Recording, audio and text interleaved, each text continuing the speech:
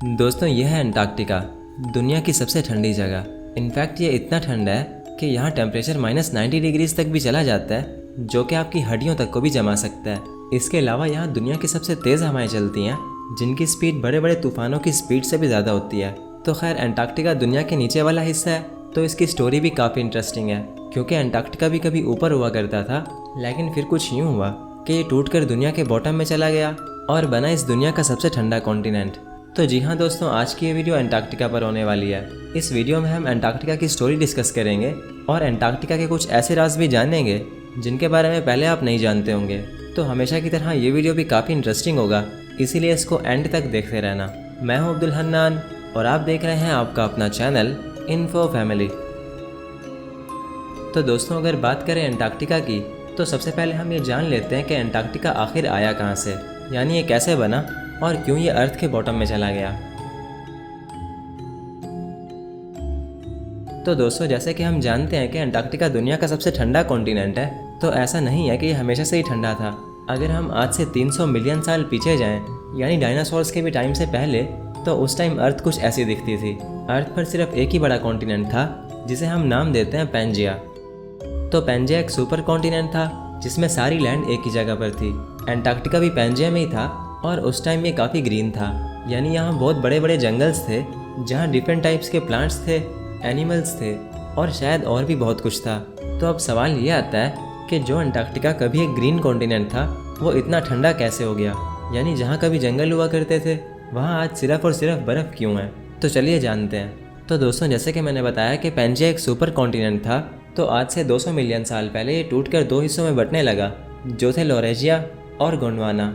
ये दोनों भी सुपर कॉन्टिनेंट्स थे जिनमें काफ़ी सारे अलग अलग कॉन्टिनेंट्स थे। लॉरेशिया में नॉर्थ अमेरिका, यूरोप, ग्रीनलैंड और एशिया का कुछ पार्ट जैसे चाइना और रशिया थे, और गोंडवाना में south America, Africa, Antarctica, Australia, Arabian peninsula यानी सऊदी अरब और यूएई, और इंडियन सब कॉन्टिनेंट यानी इंडिया, पाकिस्तान और बांग्लादेश थे। अब बात हो रही थी अंटार्कटिका की, तो अंटार्कटिका भी गोंडवाना में ही था। पैंजिया के टूटने के बाद ये कई मिलियन सालों तक गोंडवाना में ही रहा, और उस टाइम डायनासोर्स भी यहाँ रहा करते थे, क्योंकि जब अंटार्कटिका गोंडवाना में था तब भी ये ग्रीन था। तो लगभग 20 मिलियन सालों तक ये गोंडवाना में ही रहा, और ठीक 180 मिलियन साल पहले गोंडवाना भी टूटने लगा। इसके टूटने से सारे कॉन्टिनेंट्स अलग हो गए और अंटार्कटिका भी टूटकर अर्थ के बॉटम में चला गया, यानी साउथ में। अब साउथ में जाने के बाद अंटार्कटिका के टेम्परेचर्स एक्सट्रीम होने लगे और पूरा कॉन्टिनेंट धीरे धीरे बर्फ से ढकने लगा। अंटार्कटिका आज भी साउथ में ही है और इस टाइम ये दुनिया का सबसे ठंडा कॉन्टिनेंट है। तो दोस्तों ये थी कहानी अंटार्कटिका के बनने की और इसके ठंडा होने की। तो चलो अब आगे बढ़ते हैं और जानते हैं कि अंटार्कटिका को इंसानों ने कब देखा, यानी ये कैसे डिस्कवर हुआ। दोस्तों वैसे तो अंटार्कटिका कई मिलियन सालों पहले ही बन चुका था, बट इंसानों ने इसे बहुत लेट देखा।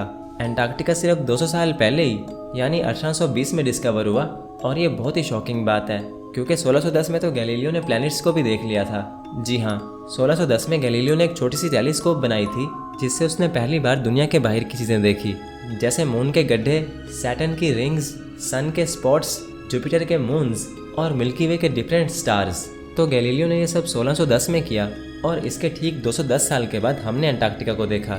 यानी हमने दुनिया के बाहर की चीज़ें तो पहले से ही देख ली थी, बट हमें यही नहीं पता था कि दुनिया में कोई अंटार्कटिका भी है।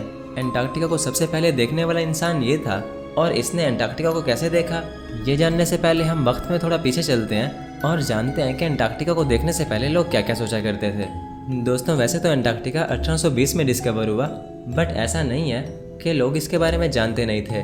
ह्यूमंस ने काफ़ी पहले ही अंदाज़ा लगा लिया था कि अर्थ के बॉटम में भी कोई कॉन्टिनेंट छुपा है जिस तक पहुंच पाना काफ़ी मुश्किल है।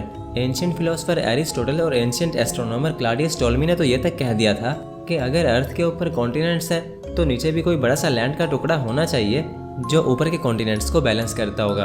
अब बात में लॉजिक ज़रूर था, बट साइंस इन बातों को नहीं मानती, क्योंकि पैंजिया के टाइम में भी सिर्फ एक ही कॉन्टिनेंट था जिसके इर्द गिर्द सारा समंदर था, तो पैंजिया भी तो बैलेंस था ना। खैर आगे बढ़ते हैं। दोस्तों जैसे कि लोगों को अंटार्कटिका के होने का अंदाज़ा पहले से ही था, तो उन्होंने इसे एक इमेजिनरी नाम भी दे रखा था, जो था टेरा ऑस्ट्रालिस इनकॉग्निटा, यानी अननोन सदर्न लैंड। तो टेरा ऑस्ट्रालिस सिर्फ एक इमेजिनरी कॉन्टिनेंट था, लेकिन सिर्फ 1773 तक ही, क्योंकि 1773 में जेम्स कुक नाम का एक एक्सप्लोरर था जिसने पहली बार अंटार्कटिक सर्कल को क्रॉस किया, उसने अंटार्कटिका के आसपास के ओशन को एक्सप्लोर किया और उसे पक्का यकीन हो गया कि यहाँ कोई कॉन्टिनेंट छुपा है। वो अंटार्कटिका के बहुत पास से गुजरा बट उसे देख नहीं पाया। अब भले ही वो टेरा ऑस्ट्रालिस को नहीं देख पाया बट उसने स्ट्रांगली क्लेम किया कि यहाँ ज़रूर कोई बड़ा कॉन्टिनेंट है जिस तक पहुँच पाना नामुमकिन है, क्योंकि सदर्न ओशन के पास कंडीशंस काफ़ी एक्सट्रीम थी। तो जेम्स कुक को लगा कि टेरा ऑस्ट्रालिस तक कोई नहीं पहुँच सकता।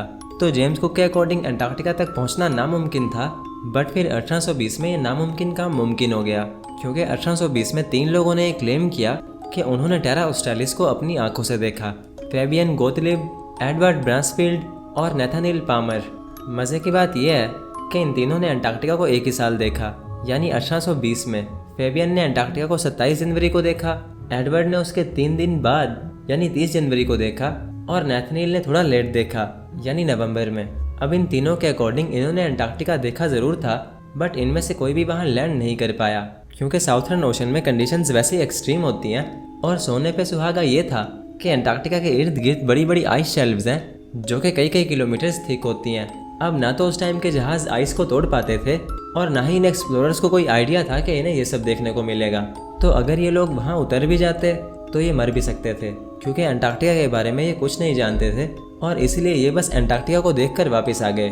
वेल, टेरा ऑस्ट्रालिस अब डिस्कवर हो चुका था और इसे नाम दिया गया अंटार्कटिका, एंटी आर्कटिक यानी आर्कटिक का अपोजिट, क्योंकि अर्थ के ऊपर वाले एरिया को हम आर्कटिक कहते हैं तो नीचे वाला एरिया उसका अपोजिट हुआ, इसीलिए हमने उसे नाम दिया अंटार्कटिका। तो अंटार्कटिका अब डिस्कवर हो चुका था, इसका नाम भी रखा जा चुका था, तो अब बारी थी इस पर लैंड करने की। दोस्तों, अब अंटार्कटिका पर लैंड होने की स्टोरी भी काफ़ी इंटरेस्टिंग है, क्योंकि अंटार्कटिका दुनिया का सबसे ठंडा कॉन्टिनेंट है, तो यहाँ लैंड होने का मतलब था मौत को दावत देना। अब जैसे 1820 में अंटार्कटिका डिस्कवर तो हो चुका था, बट कोई भी यहाँ लैंड नहीं हुआ, क्योंकि उन्हें ये डर था कि कहीं वो मर ना जाएं। तो अंटार्कटिका को लेकर लोगों के दिल में काफ़ी खौफ था और ये खौफ ख़त्म किया इस आदमी ने। इसका नाम कार्स्टन बोर्जक्रैमिंक है और ये एक नॉर्वेजियन एक्सप्लोरर था। ये बंदा 1895 में एक छोटी सी बोट पर अंटार्कटिका जाता है और वहाँ अपनी टीम के साथ लैंड होकर कुछ घंटे रुकता है। फिर ये वहाँ के कुछ स्टोन्स वगैरह कलेक्ट करके ले आता है ताकि ये प्रूफ दे सके कि ये वाकई अंटार्कटिका पर उतरा था। मज़े की बात ये थी कि जैसे ये बंदा अंटार्कटिका पहुँचा तो इसके क्रू मेंबर्स आपस में झगड़ा करने लगे कि अंटार्कटिका पर सबसे पहले कौन कदम रखेगा। इस तस्वीर में आप क्लियरली देख सकते हो कि एक बंदा बोट से उतरकर भागा जा रहा है ताकि वो सबसे पहले अपने कदम अंटार्कटिका पर रख सके, जो कि काफ़ी फ़नी बात है। इसने साबित कर दिया कि अंटार्कटिका पर लैंड होना इतना भी डेंजरस नहीं है और इसने ठान ली कि ये दोबारा भी अंटार्कटिका जाएगा और इस बार ये वहाँ रह कर आएगा। तो 1895 में अंटार्कटिका पर लैंड होने वाला पहला इंसान बना और उसके ठीक 4 साल बाद यानी 1899 में ये फिर से अंटार्कटिका गया और इस बार ये वहाँ पूरा 1 साल रुका, यानी जनवरी 1899 से जनवरी 1900 तक। ये बंदा इस बार 10 बंदों की टीम लेकर जाता है और ये 10 के 10 लोग पूरे 1 साल तक अंटार्कटिका में सर्वाइव भी कर लेते हैं। यानी अंटार्कटिका पर समर्स के साथ साथ पूरी एक विंटर भी गुजारते हैं, जहाँ इन्हें एक्सट्रीम वेदर और -40 डिग्री की ठंड का सामना करना पड़ता है। इस दौरान ये जिंदा रहने के लिए सब कुछ करते हैं। जैसे इन्होंने अपने साथ जो फूड लेकर गए थे वो तो यूज़ की ही, लेकिन साथ ही साथ इन्होंने सील्स और पेंगुइन्स जैसे एनिमल्स को भी हंट करके खाया। भले ही एक छोटी सी टीम थी, बट ये अपने हाईली ट्रेंड और डिसिप्लिन होने की वजह से अंटार्कटिका पर जिंदा बच गए और हिस्ट्री के वो पहले इंसान बने जिन्होंने ना सिर्फ अंटार्कटिका पर सर्वाइव किया बल्कि वहाँ साइंटिफिक डिस्कवरीज भी की। तो अंटार्कटिका पर इंसान अब लैंड कर चुके थे एंड इन्होंने वहाँ सर्वाइव भी कर लिया था। बट इंसानों की भूख यहाँ तक ख़त्म नहीं हुई, उन्हें और एडवेंचर चाहिए था। तो इसीलिए इंसानों ने एक ऐसी रेस स्टार्ट की जिसमें कई लोगों को अपनी जान देनी पड़ी। दोस्तों, रेस टू साउथ पोल दुनिया की अब तक की सबसे डेंजरस रेस मानी जाती है, क्योंकि ये कोई ओलंपिक रेस नहीं थी बल्कि ये ज़िंदगी और मौत की जंग थी। इस रेस का मोटिव था कैसे भी करके साउथ पोल तक पहुंचना, यानी कोई इंसान ऐसा हो जो सबसे पहले साउथ पोल तक पहुंचकर दिखाए। वेल, अब ये साउथ पोल क्या है अगर आपको नहीं पता तो मैं आपको बता दूं कि अर्थ के 2 मेन पोल्स हैं जो हैं नॉर्थ पोल और साउथ पोल। ये ऐसे पॉइंट्स हैं जहां अर्थ का इक्वेटर आता है, यानी ये पोल्स अर्थ को 2 पार्ट्स में डिवाइड करते हैं और यही वो पॉइंट्स हैं जिन पर अर्थ स्पिन कर रही है। अब मज़े की बात यह है कि ये दोनों पोल्स बहुत ही डेंजरस लोकेशंस पर हैं। नॉर्थ पोल ऐसी जगह पर है जहाँ एक जमा हुआ ओशियन है और साउथ पोल अंटार्कटिका के अंदर आता है। वैसे तो नॉर्थ पोल भी काफ़ी ठंडी और डेंजरस लोकेशन पर है, बट साउथ पोल ज़्यादा ख़तरनाक है। और वो कैसे, चलो जानते हैं। दोस्तों, अब क्योंकि साउथ पोल अंटार्कटिका के काफ़ी अंदर जाकर है, तो इसीलिए ज़्यादा डेंजरस है, क्योंकि हम अंटार्कटिका के जितने अंदर जाते जाएंगे टेम्परेचर्स उतने ही एक्सट्रीम होते जाएंगे और साउथ पोल तक पहुँचते पहुँचते कुछ ऐसा होगा। इसे कहते हैं वाइट आउट। ना तो आसमान दिख रहा है, ना ज़मीन दिख रही है और ना ही कुछ और। इस सिचुएशन में अगर कुछ दिख रहा है तो वो है सिर्फ और सिर्फ वाइट कलर। तो साउथ पोल के पास वाइट आउट्स बहुत ज़्यादा होते हैं और यहाँ हवाएं इतनी तेज़ होती हैं कि आप अपनी आंखें भी नहीं खोल पाओगे।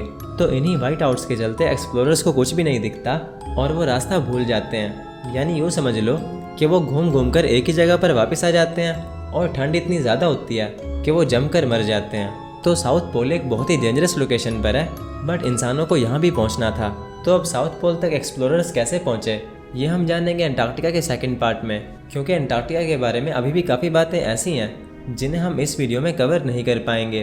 तो आई होप आपको आज के इस वीडियो से काफ़ी इन्फॉर्मेशन मिली होगी, तो इसीलिए इसे एक लाइक कर दो। बाकी अगर सेकंड पार्ट आ चुका है वो आपको स्क्रीन पर दिख रहा होगा, और अगर वो अभी तक नहीं आया तो स्क्रीन पर आपको कुछ रैंडम वीडियोस दिख रही होंगी। इनमें से आपको जो अच्छी लगे उस पर क्लिक कर लो और मुझे सब्सक्राइब भी करते जाओ, क्योंकि मैं आपके लिए ऐसी वीडियोस लाता रहता हूँ। तो मिलते हैं नेक्स्ट वीडियो में, तब तक के लिए अल्लाह हाफिज़।